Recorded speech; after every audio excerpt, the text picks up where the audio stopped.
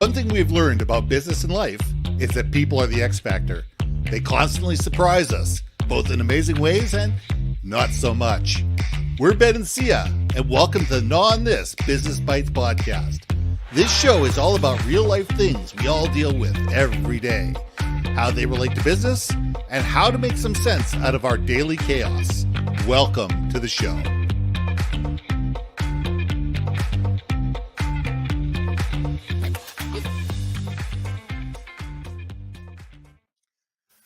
Hi, everybody. I'm Ben. This is Syya. Welcome back to another episode of Non This Business Bites. Now, this week, we want to talk about workers versus the leadership and where the reality is.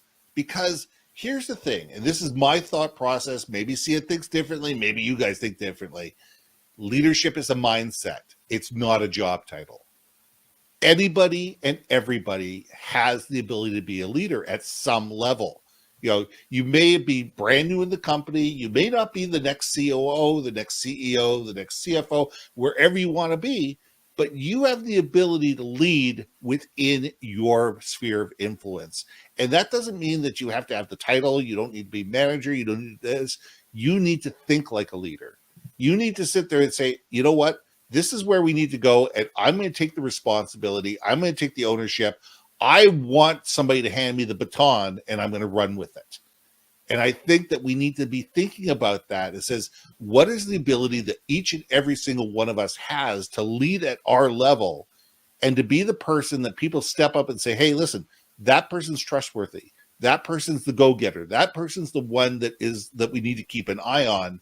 Those are the people that they're going to get. You know, they're going to get the next level of responsibility. They're going to get the title bump. They're going to get the pay bump because they've already proved that they're worthy, that they're trustworthy, that they know what they're doing, and that they show initiative. And they're the ones that fix things that when they need to be fixed, instead of waiting for somebody else to tell them what to do. So, Syya, let's gnaw on this. Okay, so do you remember the book Animal Farm?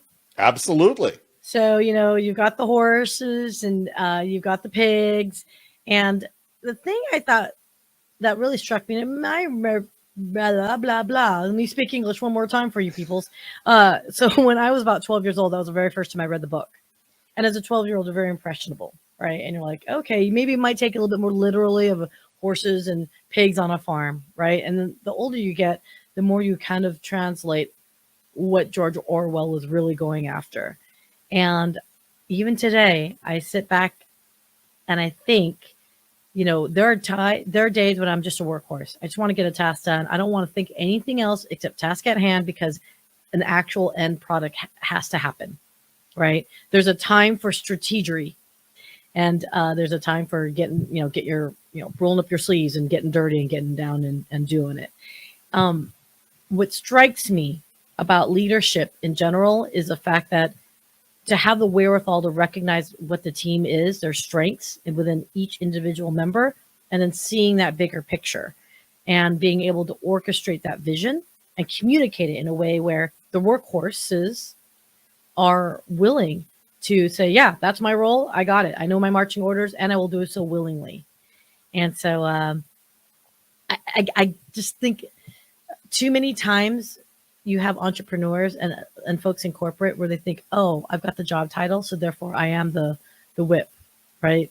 Or it's my job to block and tackle, but leaving the other areas of leadership off to the wayside. And that's where I think workhorses have the ability to step up with their own wisdom, their efficiencies, to share their knowledge and step up in a leadership position in that context for that moment in time. Does that make sense? Am I kind of babbling here? But no, you don't, because to me, leadership requires three things. One, your job is to empower. Your job is to inspire, to coach, and to mentor. To be able to sit there and say, okay, these are my people. These are their strengths. These are their weaknesses. Let's sit there and focus on their strengths, find out what their weaknesses are, and find the people that can help them through those difficult times and be able to make the project work.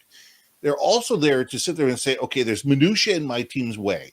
How do I get the minutia out of the way? How do I make sure that they're protected from above? How do I make sure that if they make a mistake, that they know that I'm going to have their back? And the third thing that every leader should do is to build the next generation of leaders. Because until you, as a leader, whatever level you are, is not irreplaceable, is someone that can be sit there and go, you know what? Somebody else can take this role, then you can be elevated. You cannot be elevated to the next role until there's somebody behind you that can take your job.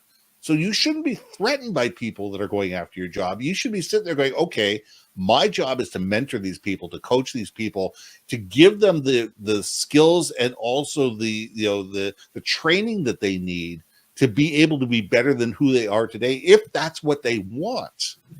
Because when you do that, you put yourself in a position where people are looking at you going, wow, look at their team. Look at what they've done with this small team. If we give them a bigger team, they can do some amazing things with a bigger team. So we all need to sit there and think that the people that work with us are not a threat. They're our allies. 100%. And our job is to listen to them, to realize that their job is to be smarter than us in a particular area. In a particular area, this person is a guru at spreadsheets. This person knows marketing like the back of their hand. This person is an incredible salesperson. Guess what? I'm none of those things. But what I am is I know how to manage these people. I know how to get the best out of them. And I know how to align them so they all understand what the main goal is, so we can work on purpose and vision towards the long-term visions of the company. That's your role as a leader, is to empower your people to be the best that they can be. And I think that people sit there and go, well, wait a second, I'm a leader now. I get the corner suite. I get the title bump. I get the pay bump. Everybody should call me Mr. or Ms. And they look at the power, but they don't look at the responsibility. You just got me thinking of is, I remember my favorite management members. Some of them I reported directly into, some I didn't report indirectly into. Some of them were a couple levels up. What I really appreciated and my inspiration and takeaways from those individuals was the fact that they themselves were curious. Absolutely. And therefore it allowed me an opportunity to say, oh, if they're curious, I too can be curious. And when I was in that environment of curiosity, I thought outside the box far more often than I would have normally. And I got to say thank you to those that I worked with to allow me that. And you know what? It actually wasn't even management. Sometimes they were my peers who thought outside the box of something different. Look, as a salesperson, I had to enter into Salesforce. Don't get me wrong, Salesforce. Love you guys. You're nice peoples. But let me tell you, as a salesperson, any CRM is a pain in the wazoo. I don't care what platform it is. It just manual entry of data when you're trying to hustle and make things happen. It's just a pain in the wazoo. It's just paperwork, right? But I remember one of my peers was like, dude, you know what I do? And like, they had this wonderful idea. And I was like, son of a sea cook, you saved 30 minutes out of my day just by this, one idea. And he's like, yeah, one day it was because my kid was throwing up all over my laptop and he had an idea. And I was like, whoa, dang, it's just, again, sometimes vomit might be a great inspiration source, but the fact that he felt freedom enough to be creative, to do workaround, figure it out. That's what I think is more needed between leadership and workhorses, is that collaboration to say, have at it. Like, throw yourself think outside of the box party if you want. Well, we can't be afraid of change. I love the word curiosity that you use, but there's also change. It's we've always done it this way is the scariest words in business. Yes. And sit there going, wait a second, somebody's news looking at this from a new set of eyes. They're walking in there saying, wait a second here, there's got to be a better way of using Salesforce, or there's got to be a better way of using this tool or that tool, or how can we make this more effective? Or exactly, can you explain to me why we're using this and why I need to enter this data and what does it enable us to do? Because Salesforce, let's pick on Salesforce, is a powerful tool.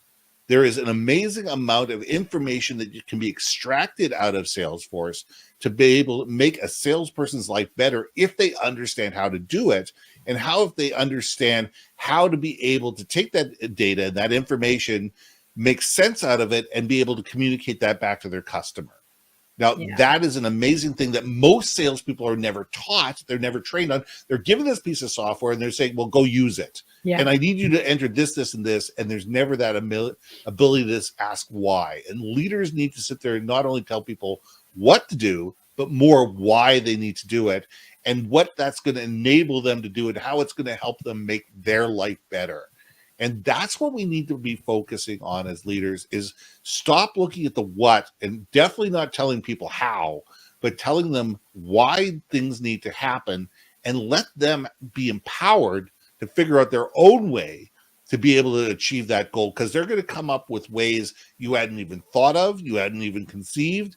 And you know what? There's going to be some innovative stuff that's going to come up that sooner or later is going to save the company hundreds, thousands, millions of dollars and make everybody happier because they stop saying, but we've always done it this way. Oh, yeah. I think it's a death knell of any organization, as a team, as a relationship, and as a business. We've always done it this way is the death knell, 100%. So I think that's a great way to leave this, is to sit there and say, as leaders, our job is to train, to coach, to mentor, to be that person that enables our team to think differently, be curious, and make mistakes, and not sit there and slap people upside the head when they do make mistakes, and say, okay, what did we learn from this? And how do we be better? And I think that that's where we need to take the workhorses and enable them, empower them, and enable them to be engaged because they feel that they've been listened to, they understand, and they matter. I like that. Ben, I think you couldn't have ended it better than that, sir. Oh, there we go. I'm Ben. And I'm Syya. We'll see you soon.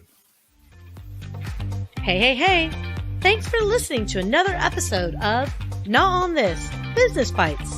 If you liked what you heard, we most humbly ask that you like, share, and hit that subscribe button. And if you want to communicate more effectively within your organization, contact Ben at yourbrandmarketing.com or me at brilliantbeammedia.com. We can help you build your community, brand awareness, and personality through digital content and podcasting. We cannot wait to hear from you. So see you next week for another episode of Not On This, Business Bites.